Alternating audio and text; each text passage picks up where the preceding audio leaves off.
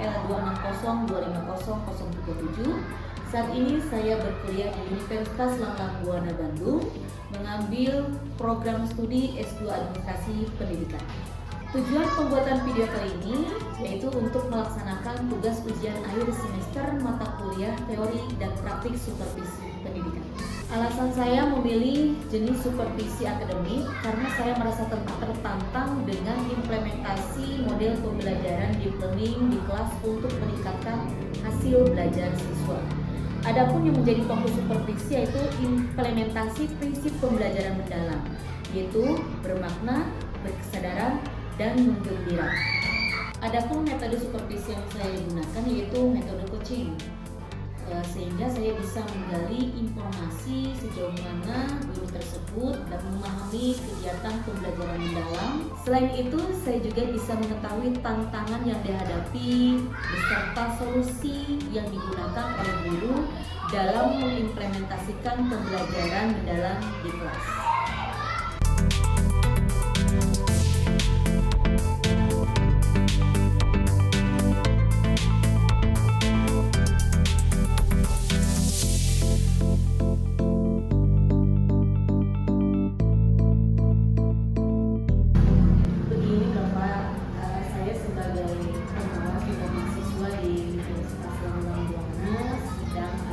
Tugas UAS mata kuliah teori dan praktik supervisi pendidikan.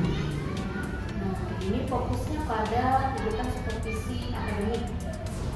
Kemarin saya sudah menyiapkan instrumen supervisinya. Mungkin kalau terkait dengan kegiatan supervisi di SDN 1/4 Pasir Impun sendiri bagaimana Pak?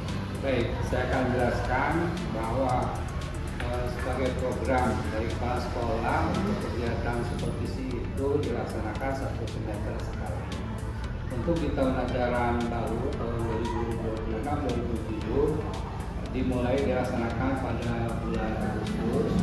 Kita sudah siapkan programnya termasuk jadwalnya. Untuk tahun ini kita fokus kepada implementasi pembelajaran mendalam di dalam perencanaan maupun pelaksanaan pembelajaran. Adapun jadwal kegiatannya ada pada halaman-halaman buku ini. Nanti akan saya berikan seorang guru untuk pelaksanaan supervisi sehubungan dengan rencana kegiatan supervisi akademik, di mana dalam 1 tahun 2 kali, berarti 1 semester sekali. Berarti di semester 1 kita akan melaksanakan supervisi akademik di bulan Agustus.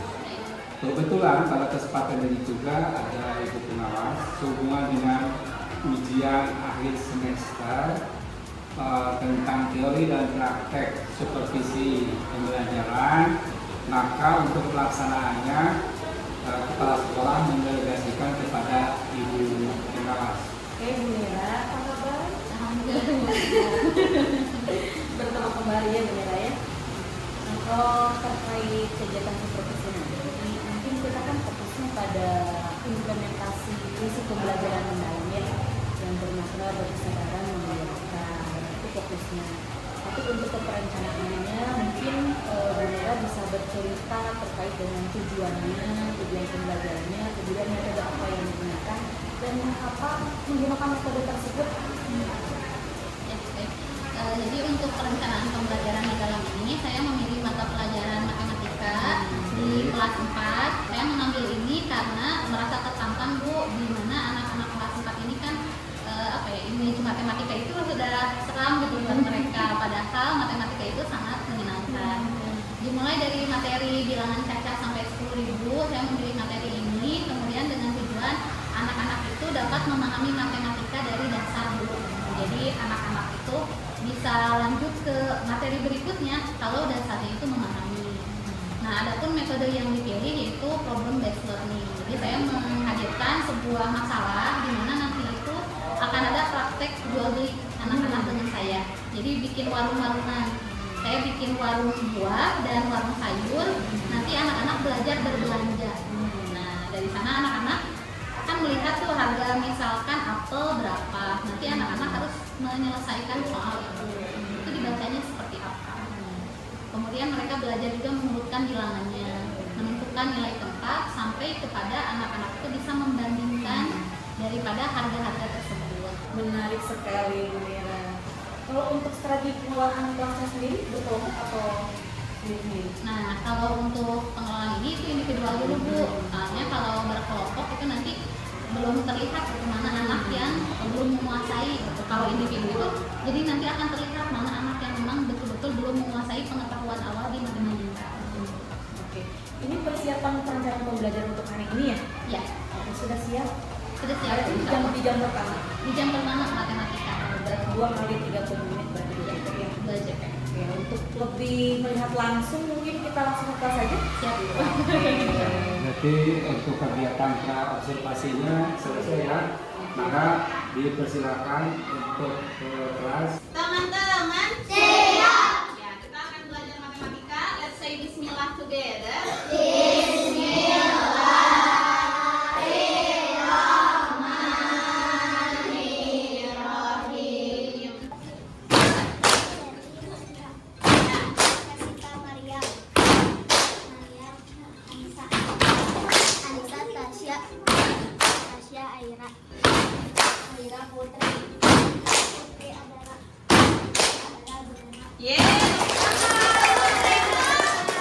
Ada teman sayuran apa? Bayam. Harganya berapa? Wah, 10.000 itu belinya di supermarket sepertinya ya. Harganya berapa? 30.000. Wah, lumayan mahal juga ya. Berarti itu bisa jadi 5 kilo ya. Semangkanya cukup besar. Mempraktikkan bagaimana teman-teman nanti bisa mengurutkan bilangan cacah dari mulai yang terkecil ke terbesar, mengurutkan bilangan dari yang terbesar ke yang terkecil. Kemudian teman-teman juga bisa membandingkan apa? Bilangan. Kalau pada kendaraan ada angka nggak? Pada kendaraan. Nah, di mana aja? Plat nomor. Ya, semua adalah bilangan cacah. Ini adalah meniti. Oke. Nela dan toko sayuran Bu Nela.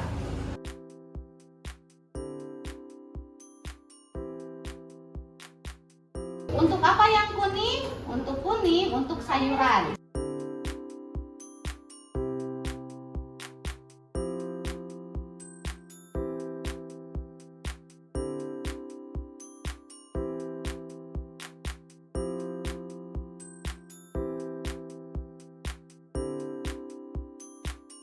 Pertama-tama, teman-teman gunting buah dan sayur.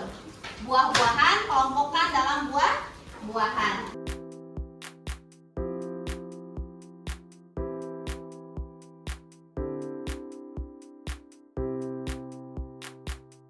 Harga buahnya diurutkan. Yang ini urutkan harga sayuran.